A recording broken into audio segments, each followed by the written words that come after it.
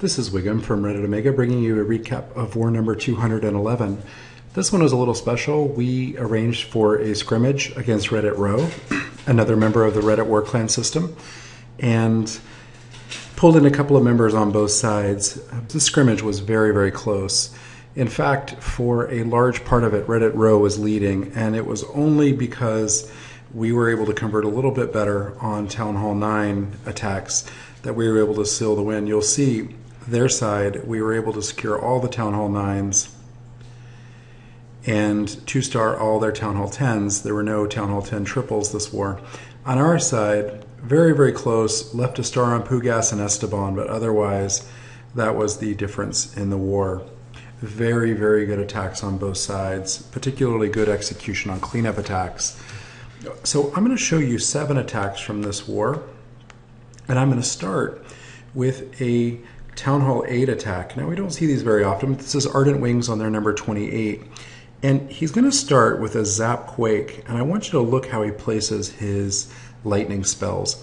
It is possible, when the air defenses are close together, that you can get both of them with lightning. And Ardent Wings does a really good job recognizing that, and he brings the perfect spell composition to take them out. This donated dark spell really comes in handy, right? And now he's just going to drop his dragons, and he's going to drop his CC and eventually his Barbarian King. His Barbarian King's just going to help create or help get some percentage. And then I'm going to speed it up because we kind of know how dragon attacks work at Town Hall 8. When you can get 2 air defenses, they are pretty devastating. And so now that he pops his king ability, he's going to go make himself some tea or something, because these dragons are just simply going to sweep across the base and take out everything. Yes, he's going to lose a few to attrition every now and then. Point defense or a trap's going to take some out. But with 10 dragons and CC loons, there's no way that this base can stand against that army unless the air defenses stay alive, and he was able to get 2 with his Zap Quake, and that made all the difference. So really, really fast attack, and good job reading the vulnerability of that base. Okay, next attack I'm going to show you is Dylan on their number 17. Dylan had a 6-star war, and he does it frequently with Law Loons, which is a good ability to have because there are bases that set up well for Law Loon attacks. So 2 golems, 3 hounds, send a test wall breaker, and now he'll go ahead and send others to break open this compartment. The goal is to get the Archer Queen, the CC, 2 air defenses, and then however many defenses you get after that is just kind of bonus. So a couple Tesla spawn, he's going to be able to get those. You'll notice it's a poisonable CC. We ran into a lot of these in this scrimmage, this one, archers and wizards, and it actually nipped us in the butt a couple of times because on fresh attacks we were not taking poisons, and then witches would come out and we'd feel kind of silly. So Barbarian King's going to take out this queen with his dying swing. Good thing he wasn't level 25. Now the Archer Queen has taken out 2 air defenses, and so he's going to go ahead and start his Law Loon. Path his loons or his hounds all the way across the base so they can soak up as many traps as possible. Goes ahead and drops a 2nd hound to soak that air defense because the mines took it out pretty quickly. So Archer Queen's up for a little bit longer, but now that her cloak's worn off, she's not long for this world, but that's okay, she's done her job. So that sweeper's slowing things down, but now that it's nullified, there's really nothing that can stand against it. And what's really nice about this is he has so many spells. A couple rages, a couple hastes, and that's all because his only spell that he used was a jump. Oftentimes we're seeing a lot of max attack Law Loons with, you know, your 4 earthquake spells and your heal spell and your rage spell for your kill squad, and then you don't leave any spells at all, or maybe just 1 donated haste for your loon attack. But here he's very economical with his spells, and he's able therefore to use loss of hastes and rages. His hounds did die, or he's got 1 left I should say, but he's got quite a few pups cleaning up. He's even got a couple wizards helping out, and it's not going to take as long at all until this base is cleared. Excellent attack. Next attack is Frodo Baggins on their number 14. Frodo had a 6-star war as well on cleanup and did it in very convincing style. Very strong tactician, our Frodo. So he's going to start with a stoned Govalo. So anytime you use stoned, you want a wide funnel. Anytime you use Valkyries, you want a wide funnel. By the way, this earthquake placement is just perfect. Now he's going to drop his Valks in slowly. Here he wants to just create a funnel. He wants to go ahead and break this wall. Now the queen placement's really interesting. He used the queen to create a funnel, and he timed it properly so that she would contribute to the funnel and go into the breach.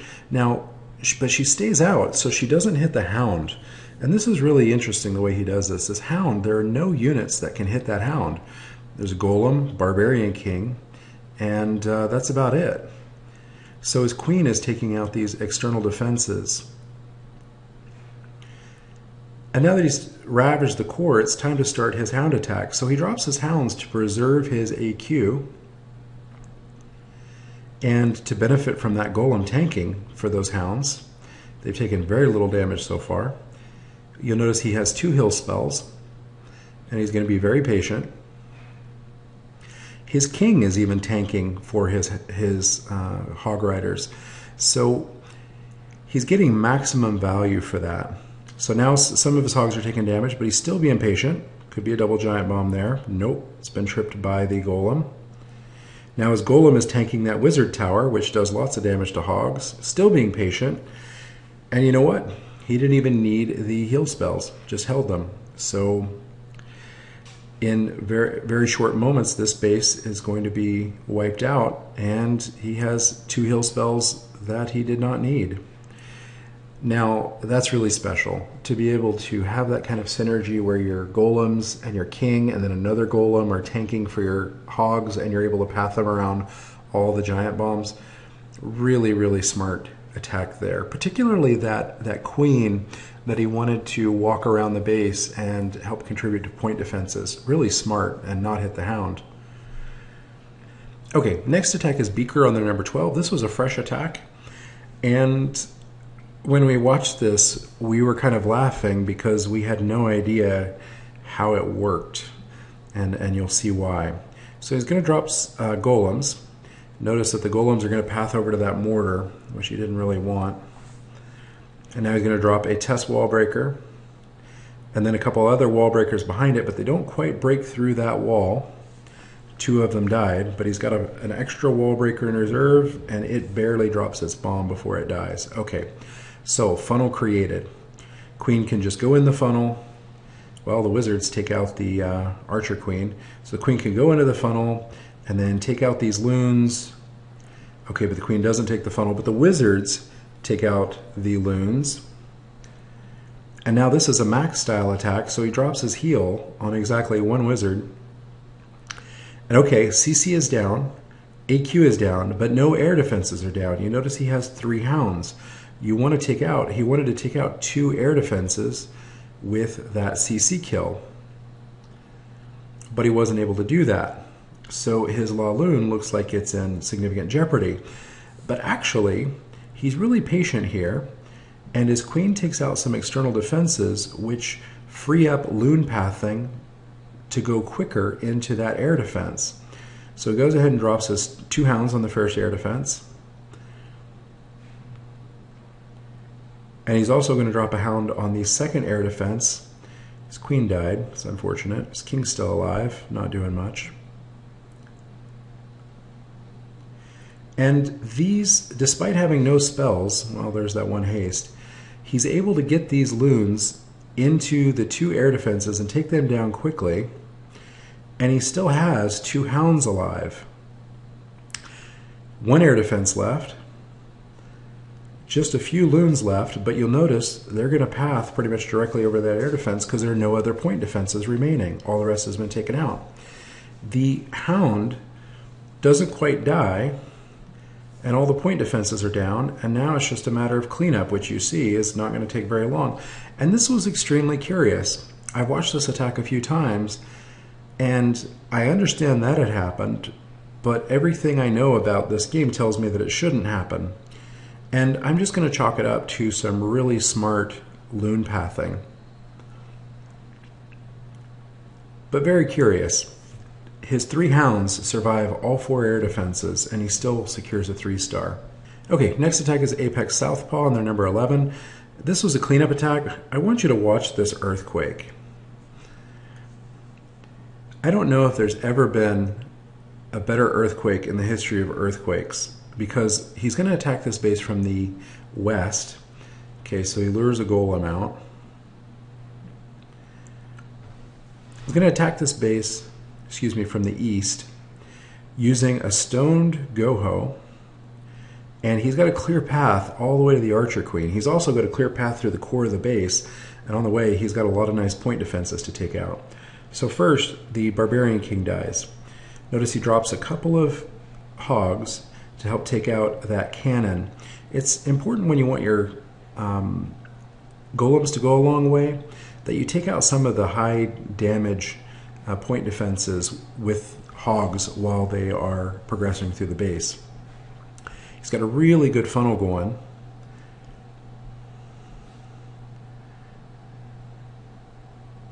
The opposing golem is going to be taken out shortly. There it is. His golems are tanking that Archer Queen. His king runs in and takes her out, and now he starts his hogging.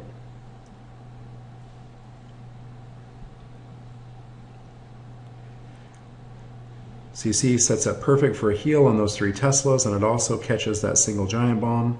That's the risk sometimes with running a single giant bomb near a Tesla bank, is that heals become much more powerful. Being patient with his other heal. Or he has 2 more heals and he's still being patient. Going to go ahead and drop it down here. It's going to heal through all 4 of those point defenses that he's currently taking out. Queen's still alive. Go ahead and pops her ability just to help take out some of these high hit point buildings quicker. She's not going to be needed for the remaining point defenses. And that last heal catches a single giant bomb and those last 2 point defenses. And then the hogs participate in cleanup. Wizards coming one way, hogs coming the other, queen coming down the middle. Perfect cleanup pathing. And before you know it, this base is over. What looked like an intimidating base was rendered toothless by some good earthquake placement and a lot of golem tanking. And high-level heroes. That doesn't hurt. Okay, next attack I'm going to show you is Mr. T on their top Town Hall 9 Coffee Black. This was a cleanup attack. Now, if you've seen T before, he has 3-star Town Hall 10s. He's had leftover heals before. He's had swag heals. I've called him ridiculous on a number of occasions. But anyway, in this attack, he's going to go with a stone law loon. So he's using 3 golems and 2 hounds. Getting a lot of tanking out of those golems.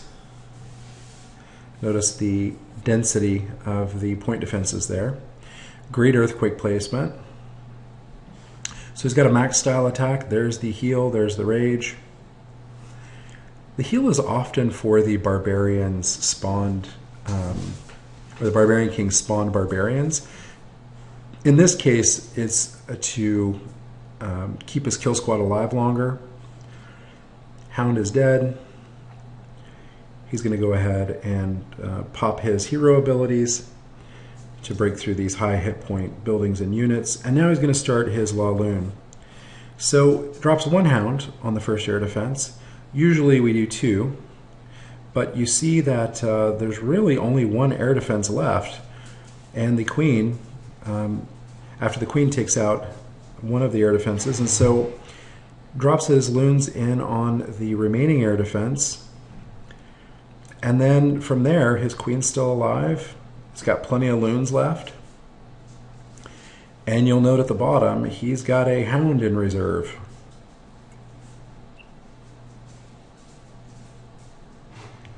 Only 1 point defense left that can hit air units.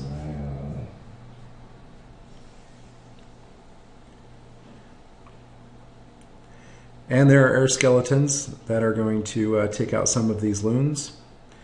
But it's okay because everything else in the base is taken down and it's all just a matter of cleanup now. Loons take out some of the high hit point storages. That's always nice to see.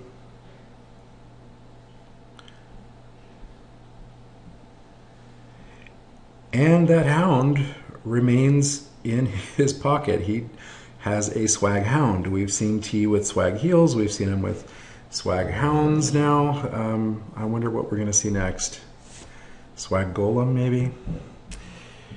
And the last attack I'm going to show you tonight is actually my attack on their number 2. Now, this is an anti-3 layout, and it's important in close scrimmages and wars that you can get 2 stars, secure 2 stars on a Town Hall 10 with a Town Hall 9 attack. And when they have an anti-3 layout, it's possible to do that. But one of the caveats of that is you want to try to get as much percentage as possible so that you can only hit the base once. 2-star with decent percentage gives you a better chance at a tiebreak, and then you can use that other attack for a Town Hall triple attempt on a lower Town Hall 10 or on a nuke. And we definitely used nukes this war. Both sides did. And so in this, I'm doing a stoned Goho. Now I stone with lots and lots of minions, you'll see. You'll see why in a moment. So I dropped 2 golems down at the bottom with some wall breakers in.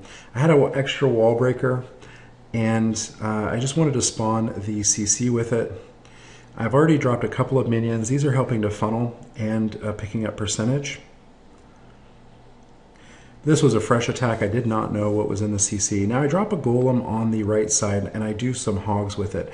I do that because I want those hogs to path in between the archer towers, because I thought maybe there might be a double giant bomb there. There was not.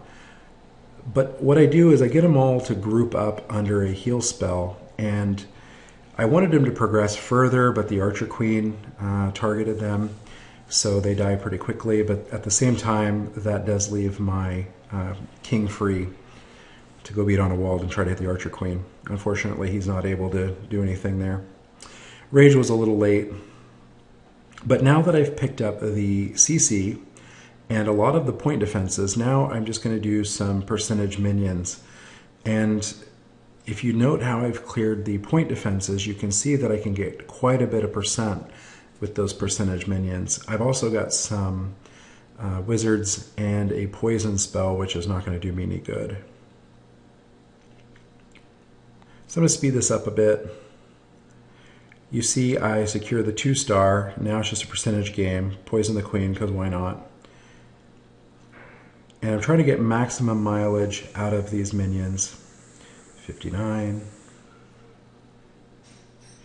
60. That minion dies. Now what I'm going to do is I'm going to suicide my remaining wizards to try to pick up 2 more buildings. Probably could have planned it out a little better and gotten 3, but that's okay.